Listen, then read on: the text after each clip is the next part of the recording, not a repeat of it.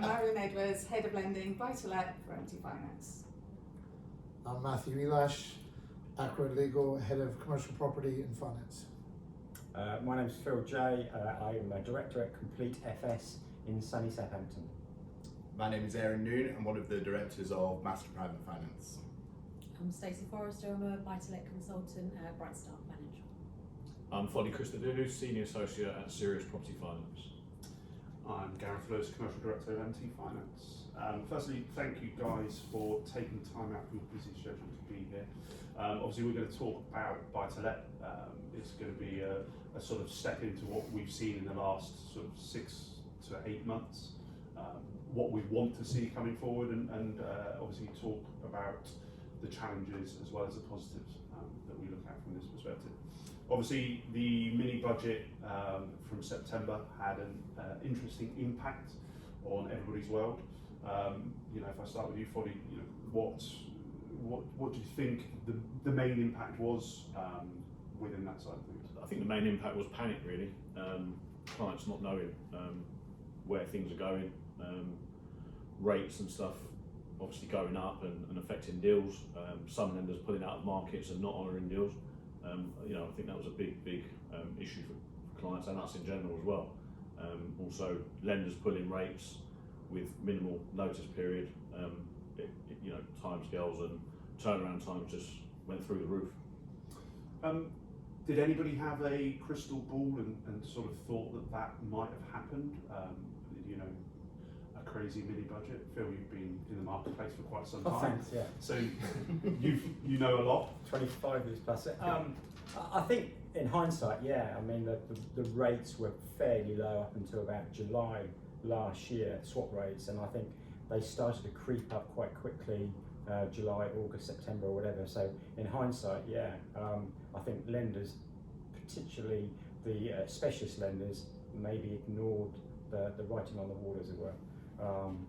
But yeah, no one expected what would happen in the budget, and the fact that certainly with the specialised lenders that swap rates would go crazy, and it wasn't just the rates, it's the number of staff that you lenders have got. They were putting rates because they couldn't cope with being the last man standing. So yeah, fortunately it's slowed down a little bit now. I think that's a good point as well, actually. There was a lot of stagnation and problem in the market where people instinctively blame rates, but actually it was resource, because we've been saying we suddenly had our entire client bank who had previous mortgages coming up panicking, and then our live applicants and those who just completed, it caused chaos. And I think, as you said, they were creeping up for quite some time. To keep it entirely non-political, there was an event which forced it to go to its maximum point, and we weren't given the opportunity to manage that rise. It was just a cliff edge. Do you think, so interestingly on that point, you talk about resource, do you think there was an impact from resource in terms of this work from home environment as well? Because I talked to brokers previously, before we had the mini budget, who were talking about service delivery and the ability for lenders to transact was being hampered somewhat by a large proportion of their staff working from home. You then couple that with the mini budget, where everything's heightened, everybody's on tension and on edge. Do you think that showed an issue or brought the issue further to the top? I would say from a lender perspective, potentially, because you have a central resource hub, whereas from a broker perspective, my hours increased and that of my team increased. I'm sure any broker would say the same, because suddenly I'm working to 10:30 at night, because every client is panicked, and your responsibility, once suddenly your entire client bank becomes vulnerable, is to your client. So we can treat it like a game of chess. We all get one move every day. It's just if we move the piece after 6:30 at night, we're not going to get a response from you until the next day.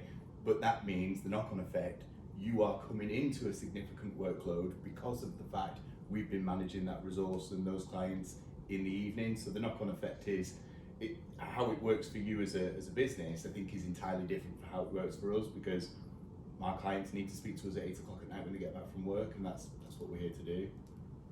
Did anybody take any positives out of the impact? Stacey? wouldn't say so, no. I think it needed to happen. But I think, and I would suggest that's where I would say there was a positive action that happened off the back of it, because interest rates had to rise. We all knew interest rates had to rise, and I think there's part of me that looks at what happened and say, actually, it kicked the can down the road a lot quicker, because we'd probably still be sitting here now struggling with fluctuations on swap rates and where that might sit. The base rate certainly wouldn't be where it is now, and would probably have heightened that period by a further 6 months, maybe.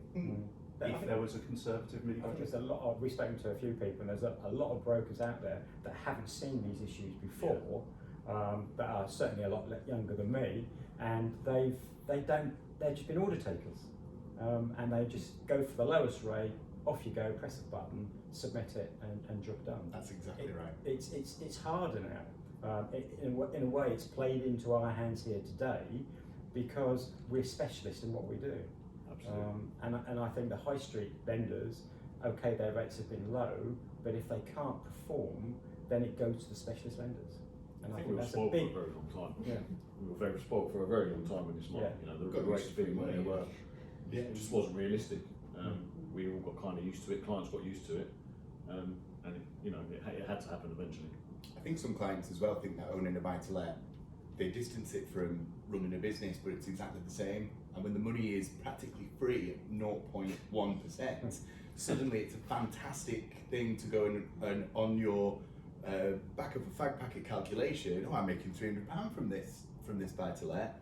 But then when the rates change, they haven't calculated risk. And in an unregulated market, there is a gap between us as brokers and our responsibility in connecting those people to products and their understanding and their interpretation of risk, because there is a generation who got used to free money, and when it's changed, it's a business. They have to adapt to it or change, and that effectively is significant onus on them. And you'll see the diversion in the market, which is a heavier focus on portfolio landlords and a move away from those who maybe have the consumer buy-to-lets or the one buy-to-let that they've managed for a number of years, and that has begun from when they started changing the PRA tax requirements, where those individuals, the singular landlords, realistically were the ones being targeted, which is, it's time to sell your property because we're not building enough houses and we need you to start putting that equity back in the market. And realistically, this cliff edge moment was sudden, but if you'd paid attention to it some years before, you could have predicted it reasonably well. Matt, did you find more of your customers were coming to you for help and support and advice? Yeah, I think, as was touched upon there, I think a lot of our clients were sold products that were just the cheapest in the moment and that looked attractive to them. And they've found a lack of advice, a lack of support from the people who got them those products, and they end up coming back to us to look for some support and some assistance. I think it was, there was definitely a lack of knowledge and understanding amongst a lot of single or small landlord clients, buy-to-let clients. They just didn't have the knowledge or the understanding of the risk. They didn't, as was said, they'd gotten used to having very cheap borrowing, and when this happened, it wasn't something that they saw coming. And it could be seen from the industry, but it wasn't seen by the actual individuals who, unfortunately, the ones who suffered. So yeah, we've seen a lot of them come to us for support, and it's why it's vital to know and have good contacts with brokers and with lenders, because we then are looked upon to provide that knowledge and that advice when it's not really something that you traditionally expect from the legal industry. But we've had to kind of step in because there are a lot of lazy brokers out there. There's a lot of lazy banks out there who have just, even for semi-regulated or regulated loans, as it were, you do the bare minimum. And it's become very much terms and conditions, read them as fast as you can. Clients don't listen. They sign off on them, they get the cheapest product, they think it'll last forever. And it has been a big wake-up call. And I think it's a big issue because it's also most people's biggest investment, their pension, their retirement, and they've tied it all into this, which all of a sudden becomes an unaffordable liability. So we've seen a lot of it, and it's been a trying time for many of them. Sort of listening to you guys answering the questions, I think there seems to be this big push towards this education thought process as well, because as you quite rightly say, we've sat in a very benign interest rate environment for far too long in reality.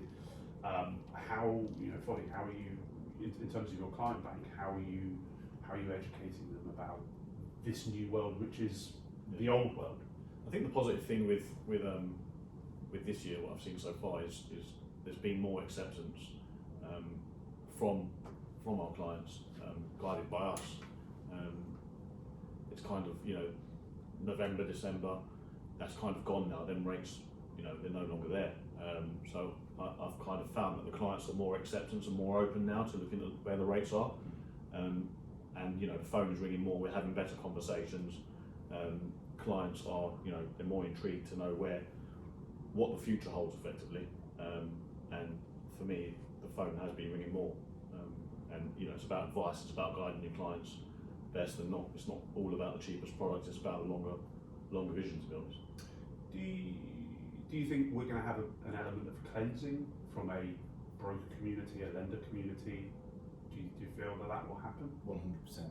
I think it's like I said before, the individual landlords, the people who own one, who maybe don't treat it as a proper business, who treat it as supplementary income.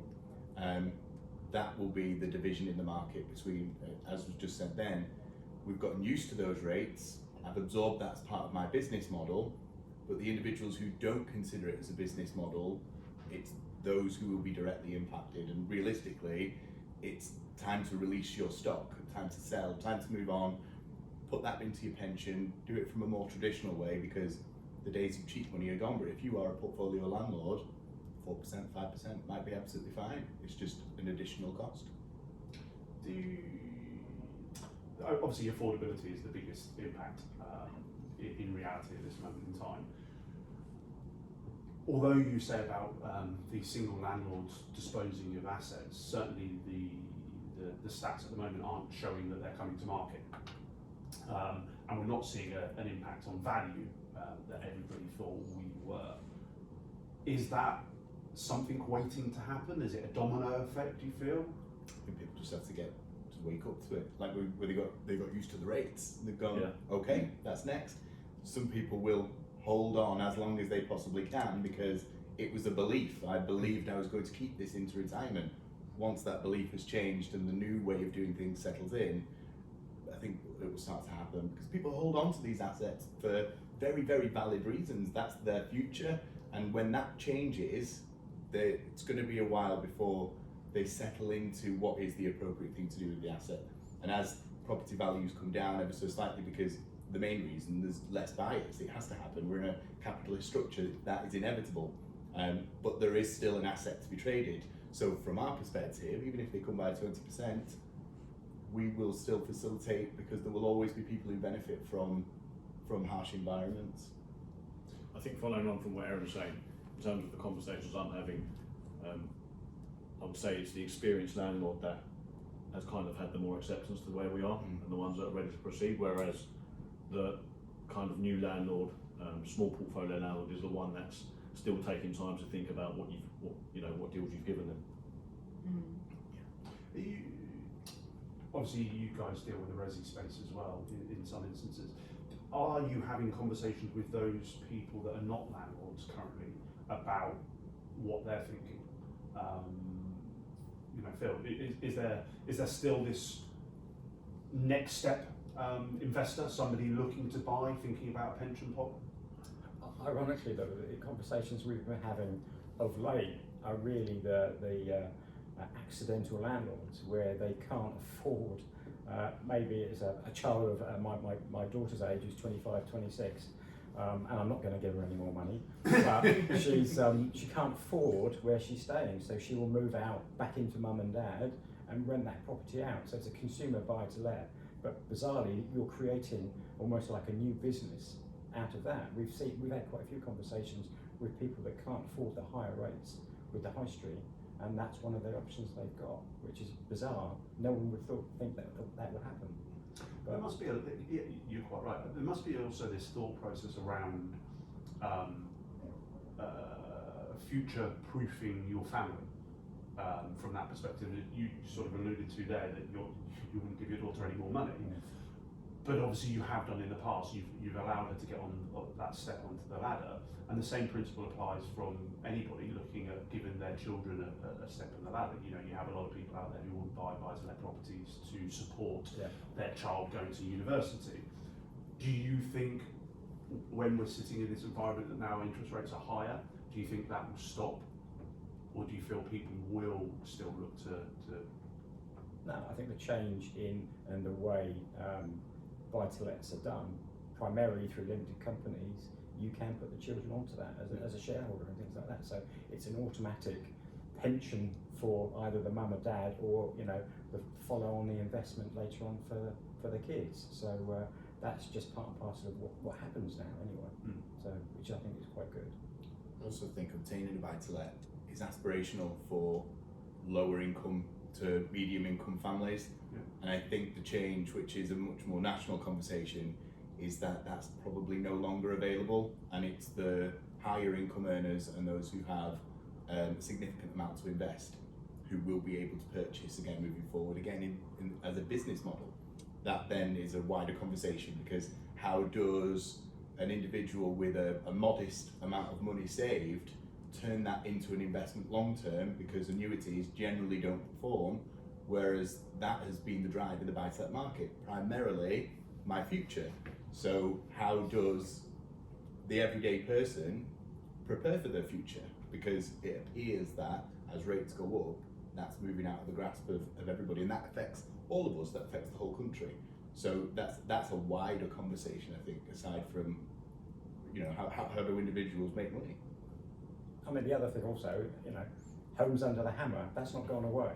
But the reality is, maybe they're keeping hold of those properties a little bit more once they've been spruced up, and they will rent them out. And I don't think that will change. I think you're probably quite right. Obviously, affordability, is the hottest topic. Stacey, how do you think lenders could help more on that side of things? It's the way, obviously, it's stressed, isn't it? I mean, bonus on your side is you're all at 125, aren't you? Which is a good thing. The thing that they're doing, obviously, is the fees increasing and trying to obtain more that way. I'm not sure what else they can really do other than looking at not stressing it as high. But it's tricky. I think one of the things that maybe you could do, we all know the cost of living is still relatively quite high. Rents will be going up. Are valuers keeping pace with these rent increases? So if we came to you today and said, the client, the tenant's paying £1,000 a month, and dare I say the valuer goes around there and says, and does what he normally does, £900. yeah. What are you going to take as a lender? Well, you'd probably take £1,000, to be fair. Well, if I ask Maz nicely, anyway. But it's those sort of things. We stress. You stress things at, say, the rate plus 2% if it's a 2-year fixed rate or whatever.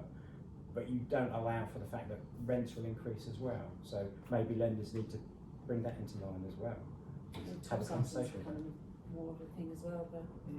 I mean, look, we spoke before we sat down about fees, not legal fees. No. We spoke about fees and the impact that we're seeing. Product fees are increasing to help with that affordability issue. Do you think that's a good thing, or do you think that's a hindrance potentially moving forward? I think on the lower value properties, it's not such a shock to clients when you do that, but bigger properties, bigger portfolios, higher fees, it just doesn't work. It's not profitable for them, kind of thing. Percentage basis can be very unfair, and it looks very unfair to them overall, because it can be more expensive than a bridge in some cases, and realistically in the specialist market, that is what people want, is not the bridge for the 12 months, I want to speculate on how the economy will perform over the medium term, so the next 2 to 3 years. But in return for that, you'll take a really significant chunk from the property alongside higher rates. That then we will facilitate if there are clients, but if they don't accept, that's because the products we have are not suitable for the individuals, and that's a wider conversation within all buy-to-let lenders. Have any of you actually sold a product on a higher fee as yet? Not on nothing above 3% on my side. Yeah, no, nothing but three. I only sort of asked because it'd be interesting to see how that and what that conversation looks like. Because as you quite rightly said, you suddenly turn around to somebody and say there's a 7% fee. How do you explain that? You'd be better bridging and rebridging. Yeah. I mean, speaking We'll take that. speaking to some lenders, I mean, some lenders are saying that those products are really popular. But to be honest, I haven't seen it. I haven't sold any. So we've just taken a client from a broker where he's on an SVR plus with a lender that hasn't got PTs, so he has to do something. So he's gone on a rate of 499 with a 499 fee because it works. One thing we've been very good at in this country is innovating on products. Yeah. You know, we've always been good at that compared to America and things like that, where it's just very bland. So if we're giving the opportunity for a client to decide what they want to do, I think as long as we make sure they understand it under customer duty and consumer duty and stuff, then I think it's really down to the client, second buy-to-let, to decide what they want to do. Do they want to stick on an SVR? Do they want to go for a bridge and speculate? Or do they want to go on a low rate, high fee? There's options there. Or do they want to sell? So interesting. If you were given by a lender a blank piece of paper and told to write up a product that's fit for purpose at this moment in time, what does it look like? I'd start at a pound for pound remortgage, nice simple Yeah. product. Yeah. What is your risk ultimately, and can you make some money from the product? Those basic principles, when we boil it down, and when that person exits, which they will in short term, I imagine the average life is 36 months. That's how it's always been within specialists. How do you make your income over that term whilst also being an attractive product?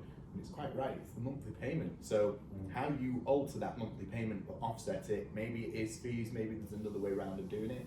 But if we were to do bridge then rebridge, we're not giving the client the peace of mind that they're looking for, because we're saying you have another action to do in 12 months time. You have to do something in 12 months. You're not giving them an opportunity to do what actually makes them tick, which isn't focus on this buy-to-let. They want to forget about that buy-to-let and move on. And how we calculate that cost and offset it, I think it's a wider discussion, because as brokers, we're going to say cheapest is absolutely possible, make it easy to sell. That's what we will get from this market. It's understanding how much you are prepared to make or not make on a product to put them through the door. But it doesn't always come down to that. So obviously we could come out with the cheapest product on the market, Yeah. but we are restricted by the ICR, which is industry driven from the FCA and the PRA. And obviously you could have a nice product at 3-4%, but you're still going to be stressing at 6.5-7% in the background. So the 125 and the 140s and 145s were all brought in to accommodate this happening because rates were so low. Yeah. So it's proved its worth at 125 at 5.5. Do you not think, therefore, the government should then step in and say, that's the cap, that's where we continue stressing? Yeah. Because you have a load of 5-year fixed rates due out this year from 2018, 2017, that some of them are sub 3. Yeah. And unless someone's got a sexy PT, nobody is going to get that refinanced. And we're not I getting mean, those PTs. what do you think about those? Yeah, and at the moment, I see no government engagement with the industry in any way, shape or form. We were the one industry which is the biggest part of our economy overall, and we left Brexit without any agreement over it in any way, shape or form. It's been neglected, but we account for 86% of the UK economy.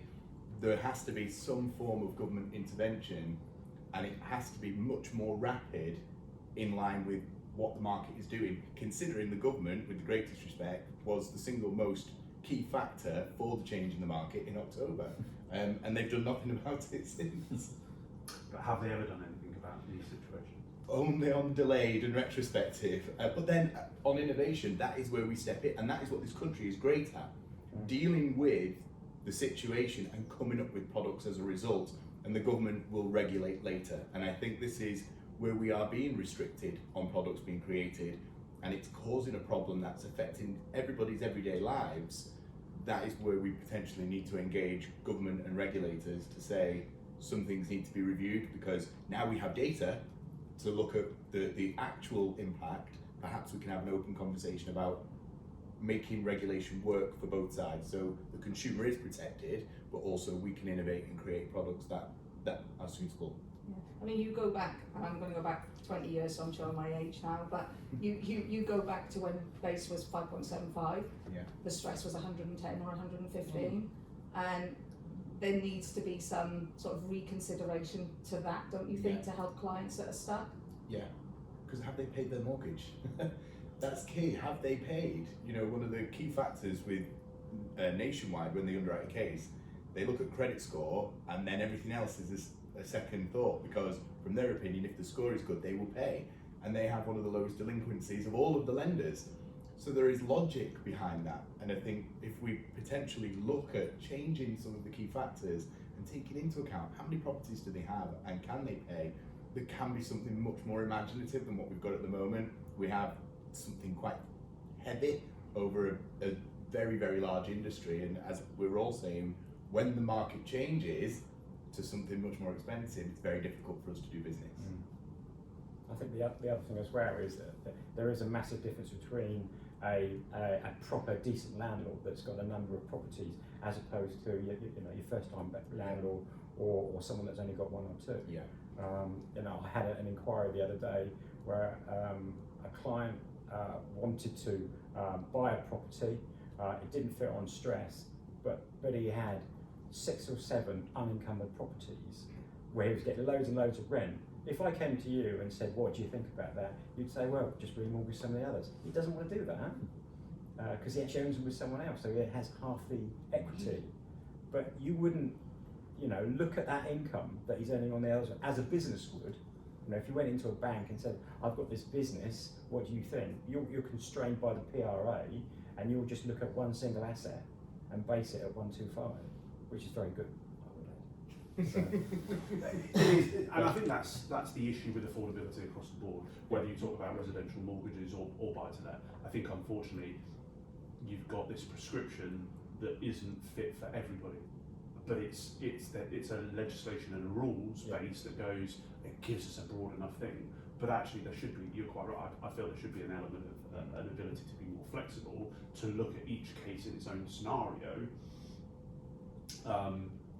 and on its own merits, and it's a mitigation of risk, isn't it? And as you say, if you've got a client who's got 6 unencumbered buy-to-lets and they're getting a rent roll coming through from there, they're not going to not meet a monthly payment. They've got the income that supports it, which is interesting. Stacey, you touched on top slicing and how relevant that's starting to come into play a little bit more. Yeah, I mean, some of them haven't got much choices on them really, have they? So, but you're limited on who will do it. And also, those that do it make it very difficult for you to calculations understand. Fantastic, A client wants to know whether they can borrow the money or not. At the moment, just based on ICR, you can whack in and tell them what they can borrow. With stress test, with top slicing, it's you have to wait a few days. Yeah. And you've literally got to submit before you get before you get a definitive answer. Yeah. Marilyn, from a lender perspective, in terms of this re-education piece, how have you been dealing with the underwriters in terms of getting them around this notion that we are in a higher interest rate environment? They're pretty good. I mean, we're good at taking a broader depth and looking at the overall scenario and seeing where we can. Obviously, the ICR is a restriction irrespective of rate. But if there are ways to look at doing deals, we can. Again, like Phil said, some of the alternatives are looking at alternative properties to see if we can capital raise on those if clients are short on the ICR. But again, not everybody wants to do that. They have those properties with low LTVs or unencumbered for a reason. But where we can, we are educating. Again, the rates and the higher fees that you mentioned and everything, it's showing the customers how it can add value, or actually helping them understand, and not actually, not word breaching, but not actually falling out of treating customers fairly. You have to be very mindful of that at the same time. But a lot of clients are quite receptive to it, and a lot have seen the benefits is as long as you explain it, and it's being open and transparent. I think that's the key thing. Do you think the specialist lending or specialist lenders supported you guys well enough since September? I think some have. Yeah. I think some have. Some haven't. If we're honest, you know, some have just pulled rates and not honoured deals. Let you down. Yeah, they've let you down. They've let your clients down. They've given you a date, a time when to have an application submitted. You've gone and done that with your teams, and then they haven't honoured it, which hasn't been good. But again, some lenders have. So, what could we as lenders do better then to support you? I think certainly learn from what's happened in September. I think they're quite rightly say there was a number of lenders that didn't really have a policy of what to do with our pipeline. I mean, we're old enough, and knowing the lenders out there, you always have a pipeline, you know what to do, you've got a deadline, but I think the communication, that's one of the criticisms that I think brokers have of lenders, is communication has not been good. Maybe putting rates on a weekend isn't particularly great. 11 a.m. on a Monday. Or late at night. But from a funding point of view, and the way you're funded, you can sort of understand it, because don't want to be the lender. I mean, I've spoken to a few lenders where if they're stuck on a rate, and you know, brokers will pile in until midnight or whatever, and suddenly you're 2 or 3 weeks behind just on that day's new business. So I can understand it, but you've got to manage what you've got a little bit better, and you've maybe got to honour pipeline with certain lenders anyway, which I think has been the problem, and that goes back to, again, consumer duty, what's going forward. Brokers have got a decision where they want to use those lenders going forward, because obviously you don't want to put a client into those having that problem later on. I think recognising your audience and navigating your communication is key as well, because you've got lenders who are banks, their SLAs are 30 days, then 60 days, and the communication you see on LinkedIn, which is directed at the intermediary market, is please vote for us for Buy-to-Let Lender of the Year.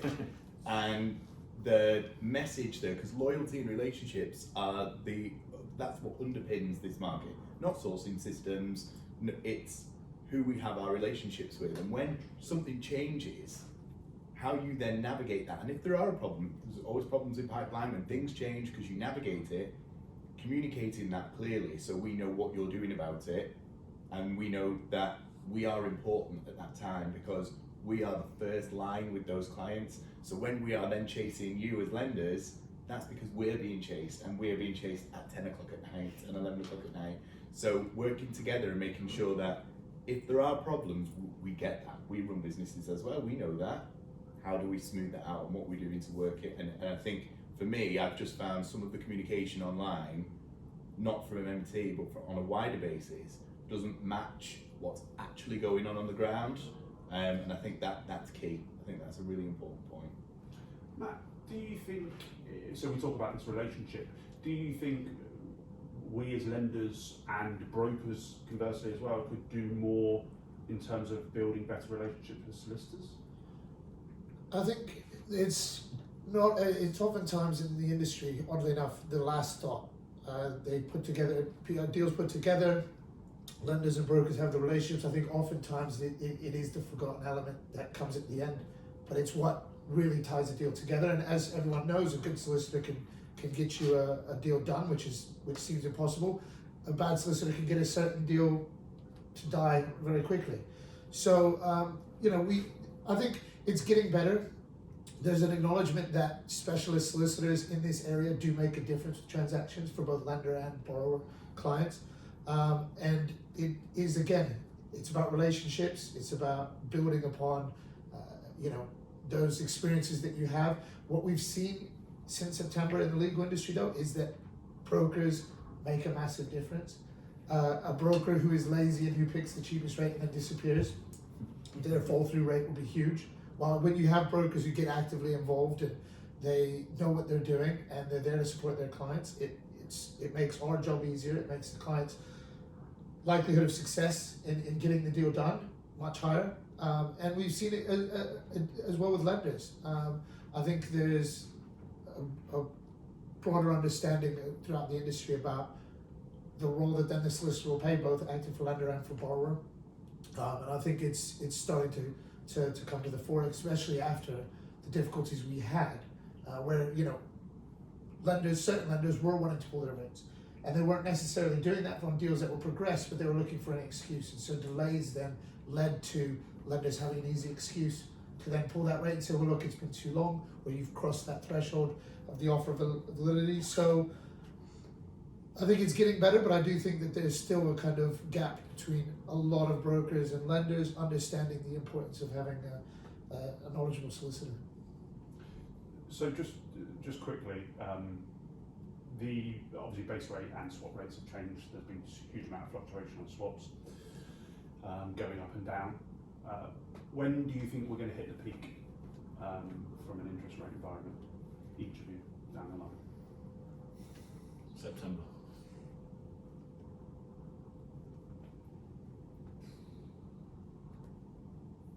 July? I think we might have reached it personally.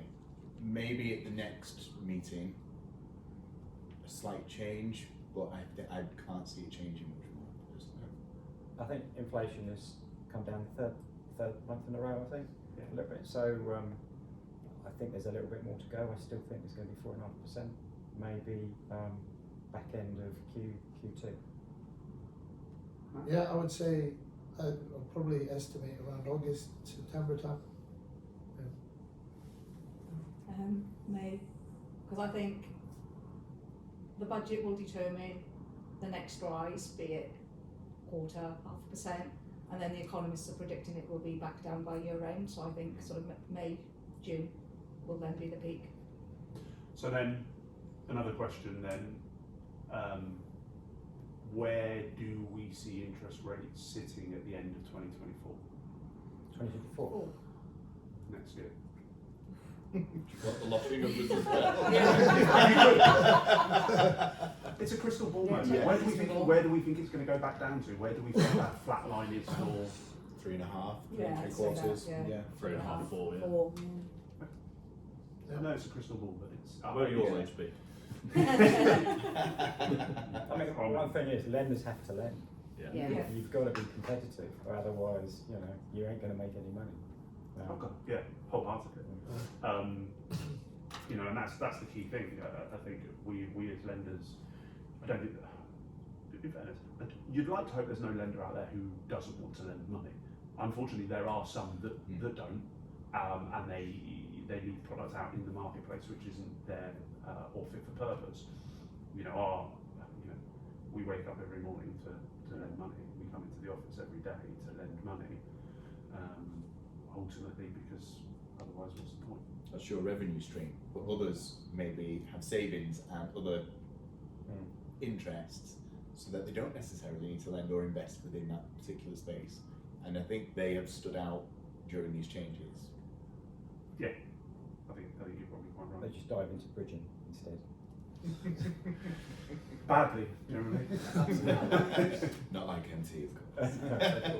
And I think that that's the issue you have with what's happened previously in that the barrier to entry to become a lender in any sphere in specialist industries being relatively straightforward. You just needed an element of equity behind you, and you could lend money. I think what you find yourself in at this moment in time is you need now to back yourself as a lender, and a lender has to have the ability to understand the risk implications. It's very easy to lend money. It's not very easy to do it in the right way in a more complex environment. So I think, listening to you guys talk today, I think that partnership is a really, really big key driver in the success of the buy-to-let and the specialist marketplace as we move forward. I don't think any of you would disagree with that sentiment. And it starts to pull away from, as you say, best rate isn't best for the client, not always. It has a bearing on it, but it doesn't mean that it's the be all and end all. You want that comfort that the lender's going to deliver, I would suggest. Tell me if I'm wrong. As well as the broker and the solicitor. Yeah. I do wonder if they apply the same rules to buy-to-let lenders of needing to have an equal amount in their bank account as they have out in liabilities, how many would be able to exist in the market? Very few. Yeah. It's an interesting one. So 2 years' time, last question. In 2 years' time, where do we see the buy-to-let market being? I think it'll be settled. I think it'll be in a settled position. I think we'll see a bit more normality. And I think things will stay quite stable. Yeah, agreed. I think a modest increase in the number of portfolio landlords and a decrease in individual single-owned assets and accidental landlords. Hopefully they'll sort out EPC in 2 years' time. But I agree. ESW one. Yeah. Oh, I think it will be more consolidated. I agree. I think the way that the other side of this, we're going to see a lot less individuals having 1 or 2 or 3 properties buy to lets. It's unfortunate because the confidence still isn't there in the pension markets and other investments. It'll be interesting to see where that money goes in terms of investment for the average person, because pensions is a massive issue and it hasn't been resolved by the governments, back-to-back successive governments. But yeah, I think the unfortunate thing is we will see that more consolidated in that regard, but I do think it will get back to normality.